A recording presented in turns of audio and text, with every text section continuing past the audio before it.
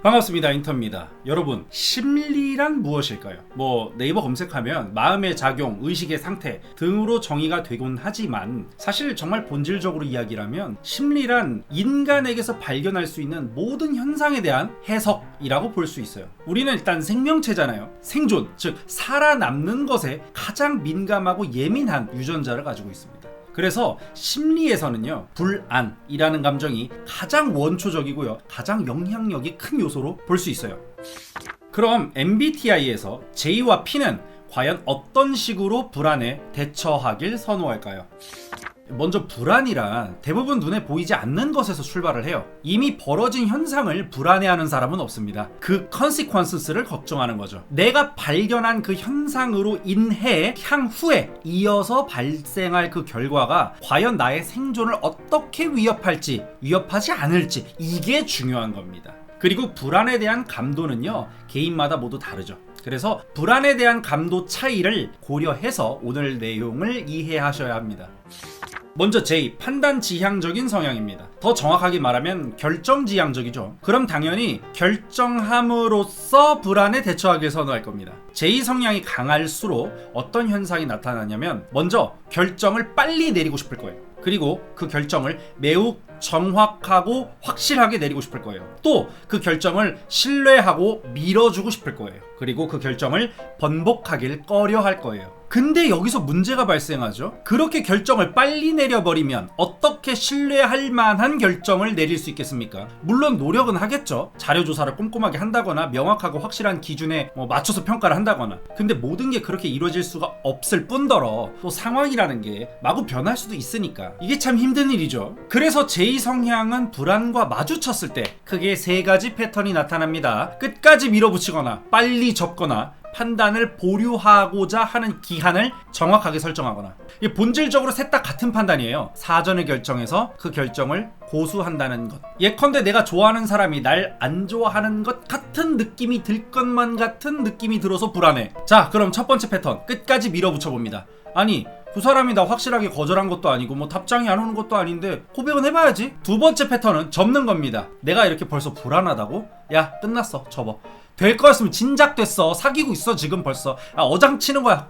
접어. 세 번째 패턴은요, 판단을 보류하는 기한을 설정하는 거죠. 지금 2번 만났지? 딱 3번째 만날 때까지 피드백 없으면 접는다. 무조건 3-4번이랬어. J 성향이 강하고 불안이 높을수록 이러한 패턴에 쉽게 고착됩니다. 그리고 P 성향에 가까울수록 만남을 가져가면서 발생하는 변화에 더 기민하게 반응합니다. 그래서 결정이 쉽게 번복되거나 감정이 롤러코스터를 타게 될 수도 있죠.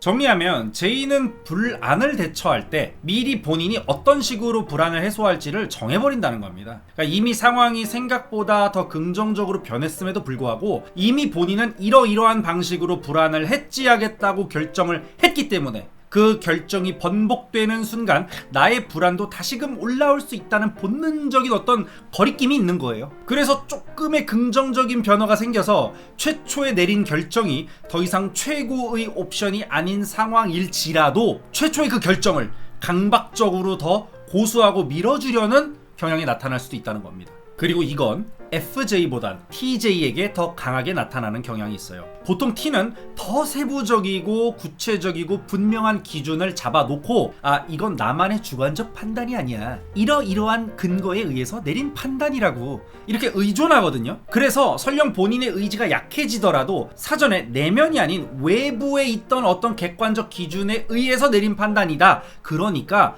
내가 약해져도 이 결정은 이건 번복될 필요가 없어, 이렇게 매몰되어 버리는 경향이 나타날 수 있다는 거죠. 또 NJ보단 SJ에게 더 강하게 나타나는 경향이 있습니다. 왜냐하면 보통 S는 N보다 개방성이 낮은 경향이 있어요. 이미 내가 불안을 느꼈던 그 상황에서 결정을 내렸잖아요. 근데 그 결정 외에 뭔가 더 좋은 결정이 있을 수도 있어 라는 그 가능성에 더 둔감하기 때문이에요. 더 나아가면 E보다 I에게 더 강하게 나타납니다. 왜냐하면 보통 I는 E보다 외향성이 낮잖아요. 그래서 본인의 결정이나 감정, 가치관 이런 것들이 외부에 의해서 번복되고 평가되고 만류되는 상황이 더 적을 가능성이 높죠.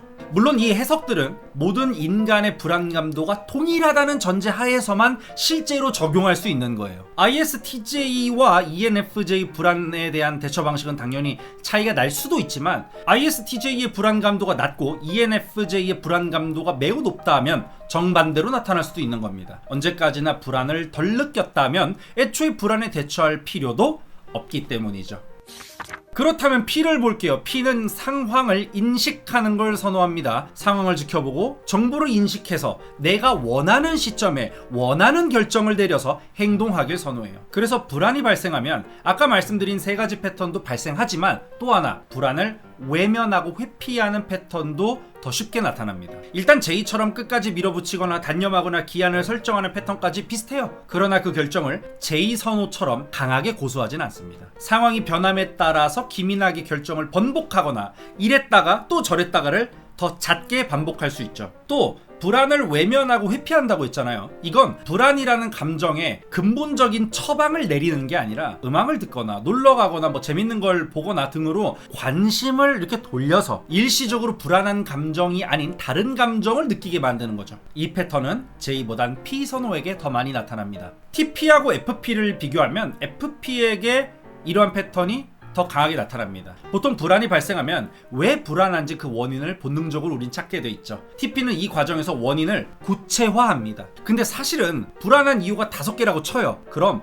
구체화하는 과정에서 지엽적인 것들은 좀 배제가 되는 경향이 생겨요. 왜냐면 그거 하나하나 다 구체화하면 너무 시간이 오래 걸리잖아요. 원래 글을 쓸 때도 윤색하고 탈고하면서 글자 수가 줄고 챕터 수가 줄고 이렇거든요. 마찬가지로 불안의 원인을 생각해 보면서 원인의 수가 줄어들어요. TP들은 자연스럽게 주요 원인으로 꼽았던 것들 위주로 관심을 갖게 됩니다. 그리고 그것들이 해결되거나 더 이상 불안한 요소가 아니게 되면 불안이 어느 정도 가셔버리죠. 근데 FP는 조금 다릅니다. 느낌적이고 직감적인 정보로도 신속한 판단을 내려왔기 때문에 불안을 야기하는 요소들을 정리하는 그 과정에서 TP보다는 더 많은 불안 요소들이 살아남죠. 그리고 때로는 그 불안 요소들이 정리되지도 못합니다. 너무 불안 요소가 많아지니까 나중에는 일일이 다 대응하려고 결심하고 시작하려는 것조차 기빨리고 힘들고 버거워질 수 있습니다. 그래서 보통 불안한 마음에 스트레스를 받으면 또 다른 생각, 즐겁고 쾌락적이고 몰입할 수 있는 요소로 관심을 돌림으로써 일단